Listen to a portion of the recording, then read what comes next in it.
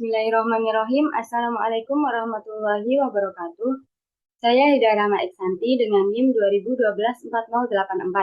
Dengan adanya video ini untuk memenuhi penugasan pengantar psikologi dengan judul Prinsip-prinsip Umum Belajar. Nah, apa sih belajar itu? Belajar pada hakikatnya adalah kegiatan yang dilakukan seorang dengan sadar dan menghasilkan perubahan tingkah laku pada dirinya, baik dalam bentuk pengetahuan baru dan keterampilan baru, serta dalam bentuk sikap dan nilai yang positif. Nah, jadi belajar itu kemampuan seseorang untuk menghasilkan perubahan. Jadi, kalau seorang itu tidak menghasilkan perubahan, belum dinamakan dengan belajar. Selanjutnya adalah hubungan belajar dan berpikir. Belajar dan berpikir mempunyai hubungan yang erat, di mana belajar adalah proses memperoleh pengetahuan atau keterampilan baru, sementara berpikir adalah aktivitas mental yang digunakan untuk memproses, menganalisis, dan mengevaluasi informasi yang diperoleh. Dengan demikian, berpikir adalah sebuah proses kognitif yang berlangsung antara stimulus dan respon. Nah, belajar dan berpikir itu hubungannya sangat erat ya, karena belajar menggunakan pikiran dan berpikir merupakan belajar. Yang selanjutnya adalah teori-teori dalam belajar. Apa sih teori-teori dalam belajar? Di sini saya akan menjelaskan 3 teori dalam belajar. Yang pertama adalah teori behaviorisme, yang kedua kognitif, dan yang ketiga adalah teori dari Albert Bandura. Nah, yang pertama, behaviorisme. Pada dasarnya, teori behaviorisme menggunakan teori conditioning. Di dalam teori ini ada dibagi 2 teori lagi, yaitu teori asosiatif dan teori fungsionalistik. Yang pertama adalah teori asosiatif. Teori ini menyatakan bahwa perilaku dapat dibentuk melalui kebiasaan atau conditioning. Nah, teori ini tuh menjelaskan kalau belajar itu dapat dibentuk melalui kebiasaan. Contohnya ketika kita menerapkan kebiasaan kepada anak kecil untuk mencuci kaki terlebih dahulu untuk memasuki ruangan. Nah, di situ anak kecil itu nantinya akan menerapkan kebiasaan tersebut pada masa-masa selanjutnya. Nah, yang di sini dinamakan dari belajar dari kebiasaan. Yang kedua adalah teori fungsionalistik. Nah, dari teori ini, teori fungsionalistik itu dibagi menjadi 2. Ada 2 pendapat ya. Yang pertama, teori dari Thorndike dan yang kedua dari Skinner. Nah, yang dari Thorndike ini menyatakan 3 hukum dalam belajar.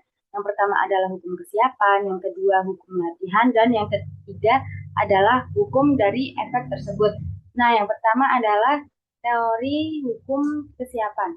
Jadi sebelum kita melakukan pembelajaran, seharusnya kita melakukan kesiapan-kesiapan terhadap diri kita sendiri, seperti mempersiapkan fisik dan mempersiapkan sesuatu yang akan digunakan saat pembelajaran. Nah, yang kedua adalah hukum latihan. Ketika kita belajar, kita tentunya harus sering-sering melakukan latihan dalam pembelajaran tersebut agar kita terbiasa dari apa yang sudah kita pelajari. Nah, yang ketiga adalah hukum efek. Hukum efek ini adalah sebab akibat atau terusan dari 2 hukum tadi ya, hukum kesiapan dan hukum latihan. Jika kita melakukan 2 hukum tersebut dengan baik, tentunya kita akan memperoleh efek yang baik pula. Jadi kita paham dengan materinya, dengan apa semua yang dipelajari, dan kita tentunya tidak akan gampang lupa dengan teori tersebut karena kita telah melakukan teori yang kedua, yaitu hukum latihan. Nah, yang selanjutnya adalah teori kognitif. Nah, yang teori kognitif ini dikemukakan oleh beberapa ahli, yaitu Kohler dan Jan Piaget. Nah, yang pertama adalah dari Kohler ya.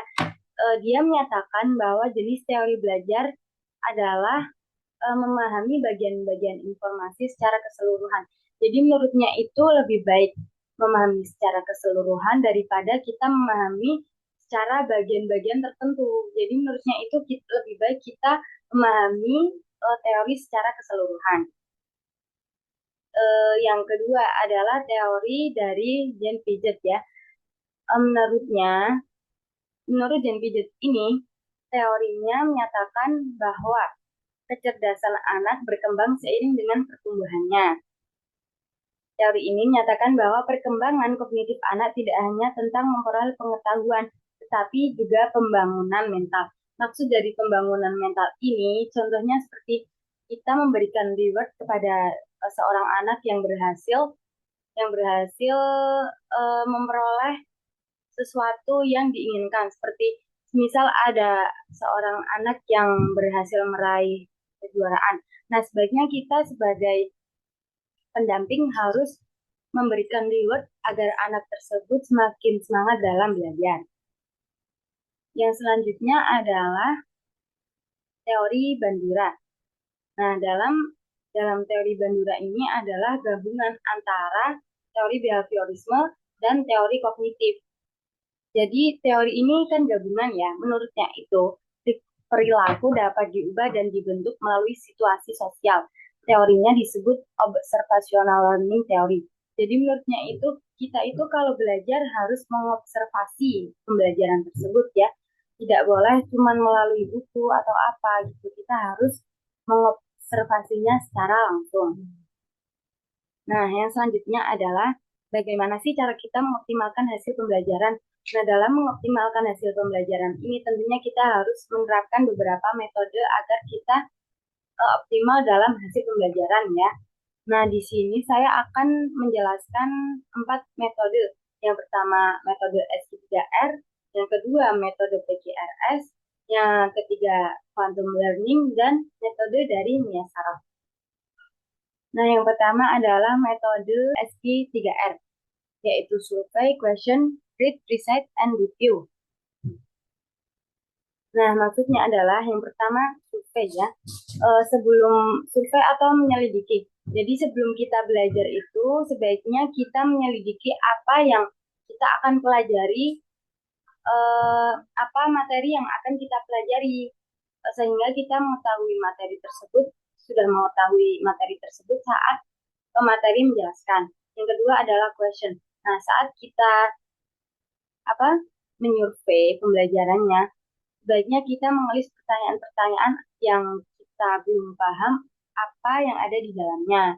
Yang ketiga adalah read. Ya, ini maksudnya adalah kita itu setelah muncul di pikiran kita pertanyaan-pertanyaan yang membuat kita tidak paham, kita sebaiknya membaca dahulu agar kita mengetahuinya. Yang selanjutnya adalah riset atau menceritakan kembali. Setelah kita melakukan 3 hal tersebut, kita sebaiknya menceritakan kembali apa yang kita ingat agar kita tidak gampang lupa apa yang telah kita review sebelumnya. Yang terakhir adalah review ya. Ini review ini maksudnya kita mempelajari kembali semua yang kita pelajarin sebelumnya ya. Jadi kita tidak lupa antara pertanyaan-pertanyaan dan jawaban yang kita bingungkan. Dan selanjutnya adalah metode PQRS. Metode ini memuat beberapa teori. Yang pertama, review, question, reading, set, and test. Ini sama dengan metode S3R yang menjadi pembedanya adalah set and test ya. Yang set ini dimaksudkan menyatakan kembali seperti riset ya.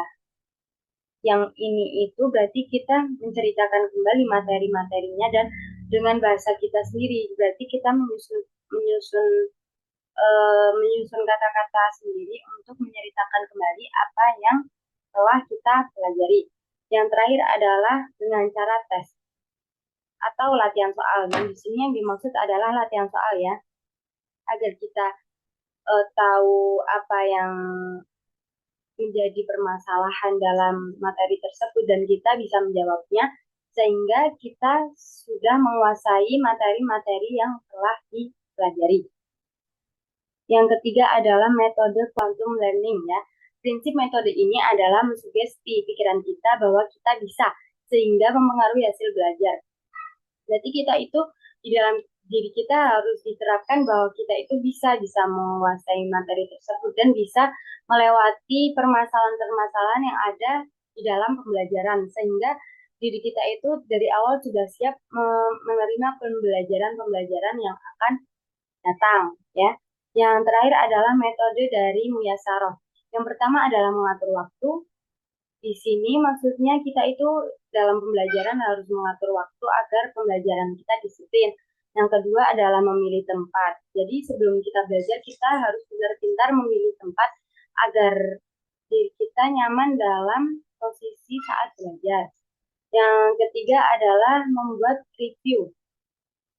Ya, saat kita belajar, seharusnya kita selalu membuat review agar kita selalu ingat apa yang kita pelajari. Yang keempat adalah menghafal pelajaran.